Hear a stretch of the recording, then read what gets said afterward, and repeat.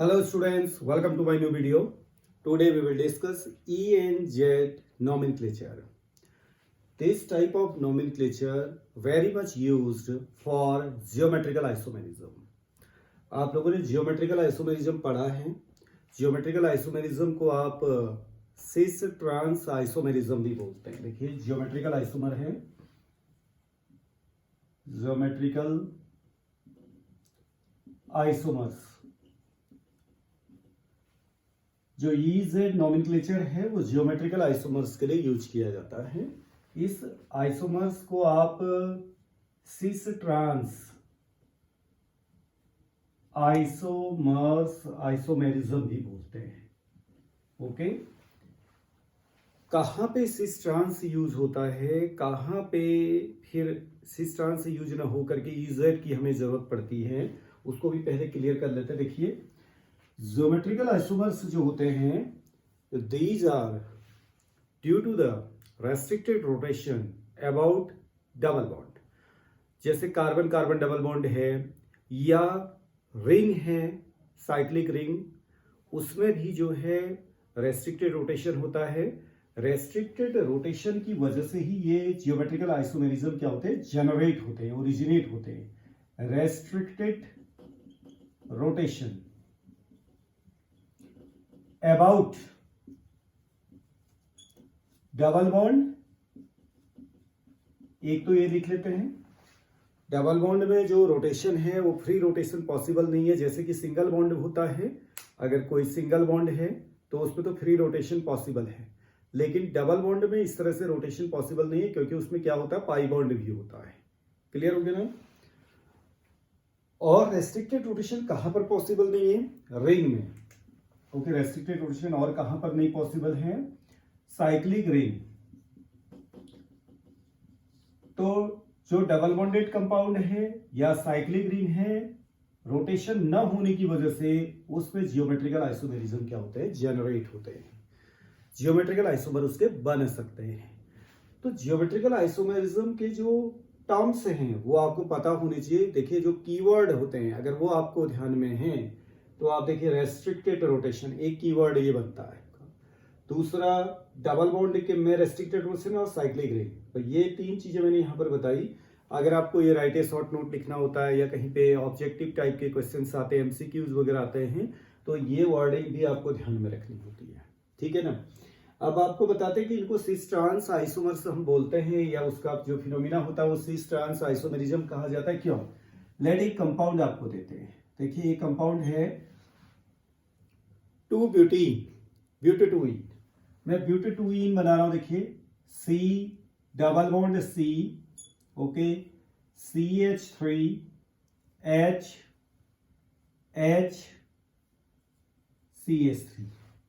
ये simple compound 1 2 3 4, जिसको कि आप इस तरह से लिखते हैं CH3 CH double bond CH CH3. ये 2-ब्यूटीन है या ब्यूटेटुइन जिसको आप बोलते हैं. ब्यूटेटुइन को मैंने ऐसे लिख दिया. तो ये जो कंपाउंड है, देखिए ये डबल बॉन्ड है. डबल बॉन्ड में फ्री रोटेशन तो आपका पॉसिबल नहीं है कि आप इसको जो है इसको एक जगह पर रखें और यहां से जो आपके ग्रुप्स लगे हुए हैं या उसको फ्री रोटेशन आप कर सकते हैं, ऐसा तो पॉसिबल नहीं है. इसीलिए जियोमेट्रिकल आइसोमर बनते हैं. क्लियर. अब इसमें देखिए यहां CH3 है, इस साइड में अगर ये एक प्लेन है तो इस प्लेन के वन साइड में ये देखिए और अदर साइड में ये देखिए. ठीक है ना. प्लेन के above the plane, below the plane देखिए. ओके, एक साइड में आप देख रहे हैं CH3 है, दूसरे साइड में आपका क्या है, HH है. तो इसको तो आप cis2-ब्यूटीन बोलते हैं या cis-ब्यूटेटुइन. लेकिन इसी का अगर दूसरा आइसोमर बनाना है आपने, आप फ्री रोटेशन करके तो पॉसिबल नहीं है, बट हाँ एक ग्रुप को इधर लगा दें, एक ग्रुप को यहां लगा दें, तो इसी का दूसरा कंपाउंड आपका कुछ इस तरह से बन जाता है. CH3 H CH3 और ये H हो गया. आप देख रहे हैं सेम ग्रुप अपोजिट साइड में है. Okay, about this double bond, इसके इधर उधर आप देख रहे हैं HH अपोजिट, CH3 अपोजिट. तो इसके लिए वर्ड यूज करते हैं, आप टर्म यूज करते हैं ट्रांस 2-ब्यूटीन. तो दो तरह की चीजें हो गई, ये दोनों एक दूसरे के आपके क्या हैं, आइसोमर हैं और जियोमेट्रिकल आइसोमर हैं। जियोमेट्रिकल हम इन द सेंस कि क्यों बोल रहे हैं, डबल बॉन्ड के आपके इधर साइड आपने क्या किया, ग्रुप को चेंज कर करके ये दो कंपाउंड फॉर्म किए हैं। ये दो कंपाउंड एक दूसरे के जो हैं मिरर इमेज में नहीं है, और एक वर्ड और यूज किया जाता है, ये एक दूसरे के डाइस्टीरियोमर्स हैं। ये एक दूसरे के क्या भी कहा जाता है, डाइस्टीरियोमर्स भी कहा जाता है, ठीक है ना। अब ये तो तब के लिए है जब आपके जैसे डबल बॉन्डेड कार्बन है, डबल बॉन्डेड कार्बन से अगर इस तरह से सेम ग्रुप, यहां भी वही ग्रुप जुड़े हैं दो, और दूसरे कार्बन से भी वही ग्रुप हैं, लेकिन उनकी जो पोजीशन है वो इधर उधर है, तब के लिए तो ये सिस और ट्रांस यूज किया जाता है। लेकिन कभी कभी ये भी हो सकता है कि सपोज एक कंपाउंड मैं आपके सामने रखता हूं, लेट ये कंपाउंड है C double bond C, okay, Br Cl I, और यहां मैं लिख देता हूं H, ऐसे लिख देते हैं। ये कंपाउंड ये बना दिया, ठीक है। अगर इसकी हम बात करें तो 1 2 1 ब्रोमो 1 क्लोरो 2 आइडो, क्या है ये, डबल बॉन्ड यहीं पर है, बाकी तो कार्बन है ही नहीं, इथीन है, ठीक है ना। 1 ब्रोमो, मैं इसको पूरा लिख देता हूं, देखिए 1 ब्रोमो, फिर क्या 1 के साथ में क्या भी है, क्लोरो,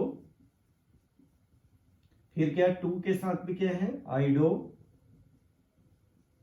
फिर क्या हो गया, ये पूरा इथीन हो गया, इथीन, ठीक है ना। तो ये एक कंपाउंड है जो आपको दिया हुआ है। अब इसी का एक कंपाउंड और बना देते हैं, एक कंपाउंड और इसका फॉर्म कर रहे हैं, देखिए C डबल बॉन्ड C हम लिख देते हैं। अब हम क्या करते हैं, इसको स्टेशनरी रखते हैं, इसको बदल देते हैं, ओके। इधर हमने कर दिया Br और इधर कर दिया Cl, और लेकिन इधर कर दिया हमने, ये I अपनी जगह ही रहा और ये H कर दिया। अब आप देखिए दोनों कंपाउंड को ध्यान से देखो, आपने इधर Br किया था, इधर Cl था, यहाँ Br और उधर Cl कर दिया। और अगर इसका भी IUPAC नेम आप देखेंगे तो IUPAC नेम तो यही होगा, दोनों के IUPAC नेम आप देखेंगे बिल्कुल सेम है। लेकिन अब दोनों को डिफर कैसे करेंगे आप, ओके। पहले ये बताइए, दोनों के मॉलिक्यूलर फॉर्मूला एक ही है, दोनों कंपाउंड्स जो है सेम मॉलिक्यूलर फॉर्मूला लिए हुए हैं, लेकिन इनका डिफरेंस क्या है, साइड देखिए Br के ठीक सामने क्या है, I है, क्लियर। दूसरे कंपाउंड में देखिए Cl है, Cl के सामने क्या है, I है। इट मीन्स यहां अगर मैं ऐसे बोलूं कि I के सामने यहाँ Br है, तो यहां लेकिन I के सामने क्या है, Cl है, ओके। और H के सामने यहाँ Cl है, तो लेकिन H के सामने यहाँ क्या है आपका, Br है। तो ये दोनों में जो ग्रुप्स जो लगे हुए हैं या जो एटम लगे हैं, उनकी पोजीशन जो है डबल बॉन्ड के अराउंड थोड़ा सा चेंज हो गई है। अब दोनों के लिए दोनों मॉलिक्यूल एक जैसे नहीं है, दोनों मॉलिक्यूल के प्रॉपर्टीज में बहुत अंतर है, केमिकल प्रॉपर्टीज में बहुत सारा अंतर है, फिजिकल प्रॉपर्टीज में अंतर है। दोनों के मेल्टिंग पॉइंट एक जैसे नहीं हो सकते, दोनों के बॉइलिंग पॉइंट एक जैसे नहीं है, दोनों की केमिकल रिएक्टिविटी एक जैसी नहीं है, दोनों के डाइपोल मोमेंट अलग अलग है, ओके। तो इट मीन्स कंपाउंड भी सेम नहीं हो सकते। लेकिन अब दोनों को अलग अलग कैसे करेंगे आप, इसका नाम अगर IUPAC नेम लिख रहे हैं तो इसका भी है 1 ब्रोमो 1 क्लोरो 2 आइडो इथीन, और इसका आप लिखते हैं, इसका भी आप देखिए 1 ब्रोमो 1 क्लोरो 2 आइडो और इथीन, इसका भी वही है। तो इसके लिए एक सिस्टम बना है नोमेनक्लेचर का, जो है 3 जो केमिस्ट थे उन्होंने इसको बनाया, कैन, इनगोल्ड और प्रिलॉक। इन तीनों ने एक सिस्टम ये डेवलप किया। उसने एक तो ज्योमेट्रिकल आइसोमेरिज्म के लिए किस तरह से नोमेनक्लेचर किया जाएगा, उसको हमने इजेड नोमेनक्लेचर बोलते हैं, वो सिस्टम डेवलप किया। इसी तरह से एक ऐसे कंपाउंड्स जिनमें कायरल सेंटर होता है या एसिमेट्रिक सेंटर होता है, वो उसको मैं नेक्स्ट वीडियो में आपको बताऊंगा। एसिमेट्रिक सेंटर होता है या कायरल सेंटर जिसको बोलते हैं, एक किरल सेंटर भी आप टर्म को अगर प्रोनाउंस करते हैं, कायरल सेंटर एसिमेट्रिक सेंटर होता है। मॉलिक्यूल में एसिमेट्री होती है, लेकिन एसिमेट्रिक सेंटर होना जरूरी है। उसके लिए उसने नोमेनक्लेचर दिया है RS, ओके, RS नोमेनक्लेचर को नेक्स्ट वीडियो में देखेंगे। पहले इसको आपको मैं बता दूं कि EZ नोमेनक्लेचर जो है जियोमेट्रिकल आइसोमर्स के लिए ही यूज किया जा सकता है। क्लियर? अब इन दोनों के लिए ये दोनों जो हैं न तो सिस हैं। देखो अब आप किसके आगे सिस लिखेंगे? आप क्या इसके आगे सिस लिख सकते हैं, इसमें लिख सकते हैं सिस, या इसमें लिख सकते हैं? दोनों में कोई सेम ग्रुप सेम साइड तो है नहीं। जैसे आपने देखा CH3 है, CH3 है, ओके, CH3 है, CH3 अपोजिट है। यहां सेम साइड में थे आपने सिस लिखा, यहां अपोजिट में थे तो आपने ट्रांस लिख दिया। तो ऐसा कुछ भी यहाँ पे नहीं हो रहा है। तो इसके लिए जो नया सिस्टम है वो है EZ नोमेनक्लेचर। तो अब क्या किया गया है उस नोमेनक्लेचर में, उसको ये दो कंपाउंड जो आपके सामने आए हैं, इन दो को मैं बेटर तरीके से आपको समझाता हूं जिससे कि इसके ये आपको रूल्स भी पता चल जाएंगे। तो कैन, इनगोल्ड और प्रिलॉग ने ये बोला कि जो डबल बॉन्डेड कार्बन है जहां पर से जियोमेट्रिकल आइसोमेरिज्म जनरेट किया गया, यहां पर यानी कि जिस सेंटर में जियोमेट्रिकल आइसोमेरिज्म जो है आपको बनाना है, उस सेंटर में यानी कि डबल बॉन्डेड कार्बन जो होंगे वो ज्यादा भी हो सकते हैं। एक मॉलिक्यूल में जैसे हमने तो यहीं पे एक ही डबल बॉन्ड आपको दिया हुआ है, आपके पास में और भी ज्यादा हो सकते हैं। हर सेंटर में जो सिस ट्रांस जैसे करते हैं वैसे यहां पर हर सेंटर में अलग अलग EZ या ZE इस तरह से हो सकते हैं। ओके, पहले इसको देख लेते हैं। तो डबल बॉन्डेड जो कार्बन हैं उससे जुड़े हुए जो ग्रुप्स हैं उसको क्या करते हैं, प्रायोरिटी दिया जाता है। प्रायोरिटी इन द सेंस कि एटॉमिक नंबर जिसका ज्यादा है उसके बेस में उसको नंबर 1 और नंबर 2 देते हैं। अब आप ध्यान से देखिएगा, जैसे ये डबल बॉन्डेड कार्बन है, इससे दो ग्रुप लगे हुए हैं, ये Br है, ये Cl है। अब आप बताइए Br और Cl में किसका एटॉमिक नंबर ज्यादा है? एटॉमिक नंबर किसका ज्यादा है? तो आप देखेंगे Cl और Br में Br का एटॉमिक नंबर क्या है? ज्यादा है। आप देखते हैं पेरियोडिक टेबल में क्या होता है आपका FCl Bri, ठीक है ना। तो Cl और Br में किसका एटॉमिक नंबर ज्यादा है? Br का। Br होता है आपका 35, Cl होता है कितना? 17, ठीक है ना। तो जिसका एटॉमिक नंबर ज्यादा है उसको दे देंगे नंबर 1 और जिसका उससे कम है उसको दे देंगे नंबर 2। इट मींस इस डबल बॉन्डेड कार्बन से आपने 1 और 2 दे दिया है। ओके, अब आपका जो दूसरा सेकेंड जो कार्बन है, डबल बॉन्डेड कार्बन है, उससे जो दो ग्रुप लगे हैं उस पर भी आपने प्रायोरिटी देनी है। प्रायोरिटी देनी है एटॉमिक नंबर के बेस में ही। अब बताइए यहां पे लगा हुआ है आपका क्या? H और इधर लगा हुआ है I। On the basis of atomic number, I का एटॉमिक नंबर ज्यादा होगा कंपेयर टू हाइड्रोजन, तो I को आप देंगे नंबर 1 और इसको देंगे नंबर 2। ठीक हो गया ना। केवल 1 2 ही देना है। डबल बॉन्डेड कार्बन से लगे हुए जो दो ग्रुप हैं उनमें आपको 1 2 देना है। जिसका एटॉमिक नंबर ज्यादा होगा 1, जिसका उससे कम होगा 2, ठीक है ना। फिर आप ये देखिए, आप उसके बाद देखिएगा 1 और 1 जो हैं वो सेम साइड है, ठीक है ना। 1 और 1 जो है क्या आपके सेम साइड है। जैसा आपने यहां देखा था सेम ग्रुप सेम साइड, यहां पर जो है सेम प्रायोरिटी वाले ग्रुप जो है सेम साइड में। तो इसके लिए सिस वर्ड यूज नहीं करना है। इसके लिए जो सिस्टम बना है नोमेनक्लेचर का, कैन, इनगोल्ड और प्रिलॉग के रूल के अकॉर्डिंग, उसमें उन्होंने कहा कि इसको हम क्या करेंगे, जेड आइसोमर कहेंगे। जेड आइसोमर, ठीक है ना। इसको जो है जेड आइसोमर क्या कहेंगे, इसके आगे आप लिख देंगे, जैसे ये जेड है, जेड एक जर्मन लेटर से आया हुआ जर्मन वर्ड जो है वो है जोसामेन। जोसामेन जेड से मीनिंग है जोसामेन। जोसामेन का मैं पूरा जूसामेन MMEN, ये जर्मन वर्ड है। तो जर्मन वर्ड जोसामेन माने होता है टुगेदर। टुगेदर, टुगेदर माने साथ साथ हो गया, यानी कि 1 1 जो है एक साइड में है, ठीक है ना। तो अब आपने जो ये कंपाउंड जो आपने दिया था वो दिया था 1 ब्रोमो 1 क्लोरो 2 आइडो इथीन दिया था। तो इसके आगे आप क्या लिख देंगे, जेड 1 ब्रोमो 1 क्लोरो 2 आइडो इथीन हो गया। ओके, अब हम दूसरे में देखते हैं जो इसी का सेकेंड जो आइसोमर ज्योमेट्रिकल आइसोमर था उसको देखिएगा। Br और Cl में नंबर 1 कौन है? Br, नंबर 2 कौन है? Cl है। ठीक है ना। हाइड्रोजन और आयोडीन में नंबर 1 कौन है? आयोडीन, नंबर 2 कौन है? H। अब आप यहां देखेंगे 1 और 1 अपोजिट है, 1 और 1 क्या है? अपोजिट है। 2 और 2 अपोजिट है। क्लियर? तो यानी कि अपोजिट साइड में है, जैसा कि यहां पर क्या हो रहा था, हमारा ट्रांस में हो रहा था। देखिए CH3 CH3 H H opposite हो रहा था ना। तो यहां पर क्योंकि ग्रुप सब अलग अलग हैं, तो यहां पर ट्रांस वर्ड का यूज तो नहीं करेंगे, बट इसके लिए कैन, इनगोल्ड और प्रीलॉग, ये 3 केमिस्ट का नाम मैं यहां पर भी लिख देता हूं, कैन, इनगोल्ड और प्रीलॉग। इसको शॉर्ट में हम बोलते हैं CIP। ये रूल इन्होंने रूल दिए हैं, ये केमिस्ट के नाम है, 3 केमिस्ट हैं ये।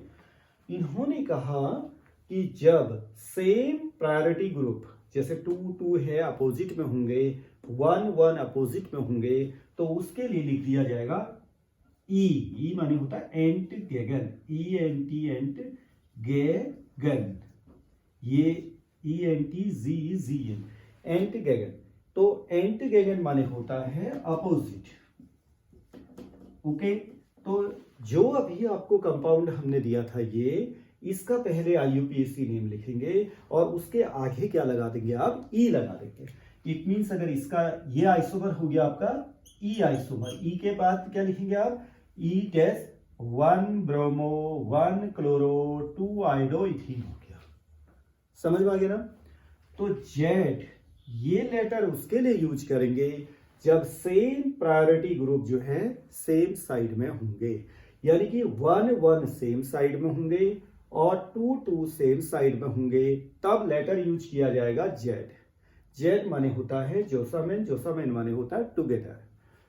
और जब आपके सेम प्रायोरिटी ग्रुप यानी कि 1 अपोजिट साइड में, 2 अपोजिट साइड में होंगे, तो उसके लिए लेटर यूज होगा E, यानी कि वो E आइसोमर है। Z और E और Z लिखा हुआ है। E में क्या करेंगे आप? अपोजिट होगा जब तब अपोजिट। समझ में आ गया ना। और Z में कब?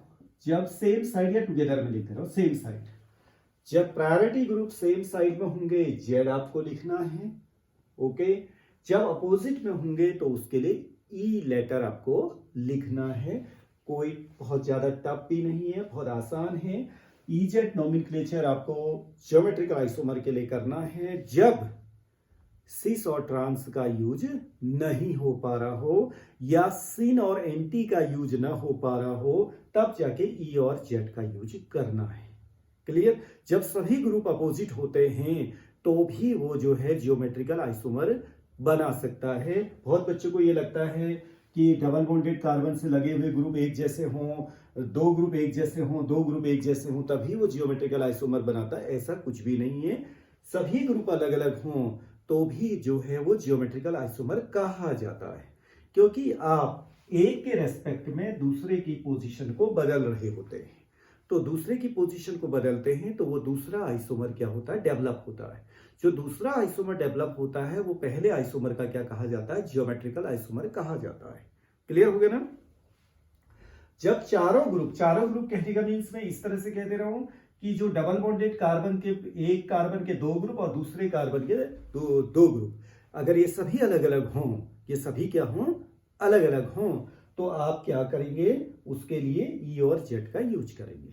अब एक कंफ्यूजन और रहता है, बच्चे कभी कभी क्वेश्चन करते हैं, लेट एक में ऐसा कर देता हूं कि C डबल बॉन्ड C दिया मैंने और इधर है CH2CH3, ठीक है ना, और इधर है CH3 और इधर है आपका, यहां पर हम लिख देते हैं CH3। यहां पर मैं ऐसा कर देता हूं एक थोड़ा अलग करने के लिए, क्योंकि यहां CH3 लिख दिया, इसको मैं Cl कर देता हूं और इधर कर देता हूं मैं आपको CH2Br कर देता हूं। अब ध्यान से देखिएगा कि इसमें भी चारों ग्रुप अलग अलग है। देखिए अब पहले हम क्या करते हैं कि जो ये डबल बॉन्डेड है, ये जो डबल बॉन्डेड कार्बन है, इससे लगे हुए 2 ग्रुप को 1 और 2 देते हैं। अब आप देखिए इस C से ठीक बगल में अगर कार्बन है, यहां भी कार्बन है, यहां भी कार्बन है, अगर फर्स्ट एटम से प्रायोरिटी का पता नहीं चलेगा, क्योंकि ये भी कार्बन है, ये भी कार्बन है, तो दोनों की क्या है, सेम एटॉमिक नंबर है, 6 एटॉमिक नंबर दोनों का है। तो आप क्या करेंगे, नेक्स्ट एटम में चले जाएंगे। अब नेक्स्ट एटम के लिए आपको इसको पूरा बनाना होगा। जैसे सपोज करें CH2 है, तो इट मीन्स CH2 माने H, फिर उसके बाद क्या जाएगा C। यहां पर अगर आप देखेंगे तो H और उसके बाद H हो गया। तो इस C से पहला आइटम C है, यहां भी C है। अगर फर्स्ट एटम से प्रायोरिटी का नहीं पता चलता है कि किसको 1 और 2 दें, तो आप नेक्स्ट एटम के पास में जाएंगे।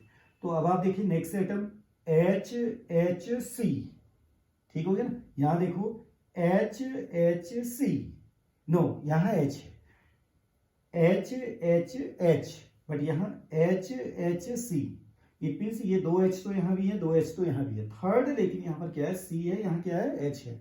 इट मीन्स ज्यादा प्रायोरिटी किसकी आ जाएगी, इसकी आ जाएगी, क्योंकि यहाँ कार्बन आ गया। ये तो एक दूसरे को नील कर गया, ये भी और ये भी नील हो गया, ये भी नील हो गया, ये भी नील हो गया। लेकिन यहाँ पर H हो गया, यहाँ C आ गया, तो ये नंबर 1 होगा और ये क्या होगा, नंबर 2 है। इस तरह से आपको देखना है। अब यहाँ पर अगर आप देखते हैं, यहाँ पर तो इजी है, ठीक है, क्लोरीन है, ये कार्बन है, तो क्लोरीन नंबर 1 होगा और कार्बन क्या है, नंबर 2 होगा। 2 और 2 सेम साइड है, 1 और 1 सेम साइड है, तो ये क्या हो जाएगा, जेड हो जाएगा। ये मैंने इसलिए बताया आपको कि जब पहले एटम से आपको प्रायोरिटी का नहीं पता चलता, अगर वो बड़ा ग्रुप दिया हुआ है, अगर ऐसे एटम दिए हैं तब तो पता चल जाएगा, ठीक है ना। तो आप क्या करेंगे, अगर पहले एटम से नहीं पता चलता है तो दूसरे एटम के पास में चले जाएंगे, और अगर दूसरे सेकेंड एटम से नहीं पता चलता है तो थर्ड एटम के पास में चले जाएंगे। इस तरह से आप आगे को मूव करते चले जाएंगे जब तक कि प्रायोरिटी का पता नहीं चल जाता है। एक पॉइंट तो ये क्लियर हो गया। अब कभी कभी बच्चे क्वेश्चन ये भी करते हैं, देखिए जो भी कंफ्यूजन हैं, जो क्लासरूम में हमारा डिस्कशन हुआ उसके बाद में जो कंफ्यूजन क्रिएट हुए हैं, उनको भी मैं यहाँ पे क्लियर कर देता हूँ कि लेट, जैसे कहीं पे हाइड्रोजन दिया हुआ है, हाइड्रोजन का ही कोई दूसरा जो है आइसोटोप है, जैसे एक है प्रोटियम, दूसरा है ड्यूटेरियम, तीसरा है ट्राइटियम, ठीक है ना। जब एटॉमिक नंबर सेम होते हैं तो आप, जैसे प्रोटियम है या ड्यूटेरियम, दोनों का एटॉमिक नंबर तो क्या है, सेम है, लेकिन उनका जो मास नंबर है, यानी कि एटॉमिक मास उसका जो है, दोनों का अलग अलग है। जैसे प्रोटियम को आप एक्सप्रेस करते हैं किससे, 1H1, ठीक है ना, लेकिन ड्यूटेरियम की बात जब आती है तो 1H2 करते हैं। क्लियर। जब एटॉमिक नंबर सेम होते हैं तो आइसोटोप के केस में आप उसके मास पर चले जाते हैं। जिसका मास ज्यादा होगा वो प्रायोरिटी में आ जाएगा। अगर बात आती है प्रोटियम और ड्यूटेरियम की, तो आपको ड्यूटेरियम को नंबर 1 दे रहा है, प्रोटियम को नंबर 2 दे रहा है। Okay, if there are 2 atoms, deuterium and tritium, then tritium goes to number 1 and deuterium number 2। Clear हो गया ना। एटॉमिक नंबर सेम है तो आपको एटॉमिक मास पर चला जाना है। ओके, तो ये रूल्स हैं। जैसे जैसे आप क्वेश्चंस को बनाते चले जाएंगे, जो प्रॉब्लम्स आएगी उस प्रॉब्लम्स के अकॉर्डिंग आपको नए रूल पता चलने लगेंगे, ठीक है ना। और जहां भी रूल्स आपको स्टॉप करते हैं कि अब इससे आगे कोई रूल नहीं बने हैं, तो वहां पे आप अपना रूल बना करके जो है IUPAC को लिख सकते हैं कि ऐसा कोई भी रूल नहीं बनाया, अगर ऐसा केस बन जाए तो तब कैसा रूल होगा या क्या लिखा जाएगा, और अपने तरफ से अगर आपकी रिकमेंडेशन भी कुछ हो सकती है कि ऐसा होना चाहिए। तो इस तरीके से नए नए इनोवेशंस होते हैं, नए आइडियाज डेवलप होते हैं। तो आप इसमें एक्सरसाइज करिएगा, ज़्यादा से ज़्यादा क्वेश्चंस को सॉल्व करिएगा, तो आपका ये नोमेनक्लेचर अपने आप में क्लियर होता चला जाएगा। Okay, thank you very much. Now see you in next video. Thanks.